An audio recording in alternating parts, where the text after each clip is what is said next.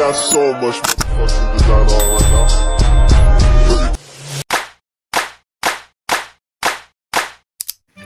Hai teman-teman, kita lanjut ke materi yang kedua yaitu 5 basic tense. Nah, di sini ada yang pertama simple present tense, yang kedua simple past tense, yang ketiga future tense, yang keempat present continuous tense, dan yang kelima adalah present perfect tense. Kita bahas yang pertama yaitu simple present tense, yaitu salah satu tense dasar dalam bahasa Inggris yang digunakan untuk menyatakan pertama fakta umum, yang kedua kebiasaan, yang ketiga keadaan, dan yang keempat adalah jadwal. Rumusnya untuk kalimat positif ada subjek plus verb one. Untuk subjek she, he, it, dan tunggal harus ditambahi s or es. Untuk kalimat negatifnya subjek plus do or does plus not per verb one. Untuk kalimat tanya do or does plus subjek per verb one dan tanda tanya. Nah, contoh sesuai gambar sedang membaca buku. Kalimat positifnya she reads a book every day. Karena dia subjek tunggal, maka di kata kerjanya ditambahi s. Untuk kalimat negatifnya she does not read a book every day. Untuk kalimat tanyanya does she read a book every day? Nah, yang kedua ada simple past tense. Simple past tense ini digunakan untuk menyatakan kejadian atau tindakan yang sudah selesai di masa lampau. Dan simple past tense ini selalu memakai keterangan waktu.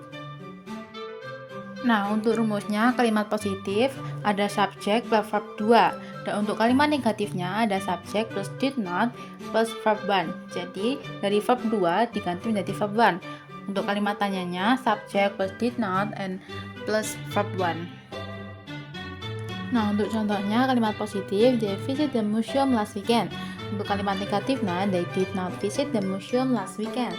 Dan kalimat tanyanya did they visit the museum last weekend? Yang ketiga ada future tense, digunakan untuk menyatakan sesuatu yang akan terjadi di masa depan. Tense ini juga harus menggunakan keterangan waktu. Di rumus future tense nanti juga menggunakan will, shall, atau going to. Tapi ada perbedaan penggunaannya. Yang pertama, will belum tentu terjadi, bisa digunakan semua subjek. Dan going to pasti terjadi, bisa digunakan semua subjek dan harus ditambah dengan to be. Dan untuk shall tidak selalu pasti terjadi dan hanya bisa digunakan untuk subjek I dan we.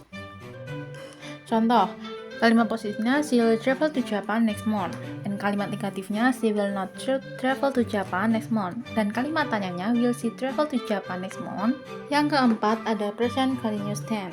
Present continuous tense ini digunakan untuk menyatakan aksi atau kegiatan yang sedang berlangsung pada saat pembicaraan. Nah, rumusnya untuk kalimat positif ada subjek plus to be per verb ing.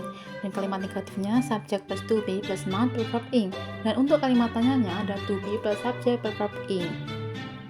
Contoh, they are going to the party tonight. Dan kalimat negatifnya they are not going to the party tonight. Dan untuk kalimat tanyanya are they going to the party tonight?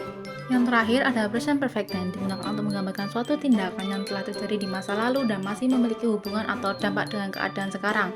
Nah, bedanya dengan simple past tense yaitu kalau simple past tense itu sudah jelas berakhir di masa lalu. Makanya di simple past tense menggunakan keterangan waktu. Jika di present perfect tense tidak menggunakan keterangan waktu. Untuk rumusnya, kalimat positif ada subjek plus have or has plus verb 3. Untuk kalimat negatifnya ada subjek plus have or has plus not plus verb 3. Dan kalimat tanyanya ada have or has plus subjek plus verb 3 dan objek. Nah, contohnya ada we have just eaten dinner. Dan kalimat negatifnya we have not eaten dinner yet. Dan kalimat tanyanya have you just eaten dinner? Nah, setelah mempelajari 5 basic tense tadi, mari kita berlatih lagi dan jawab pertanyaan ini, tulis di kolom komentar ya. Bye bye, see you next video.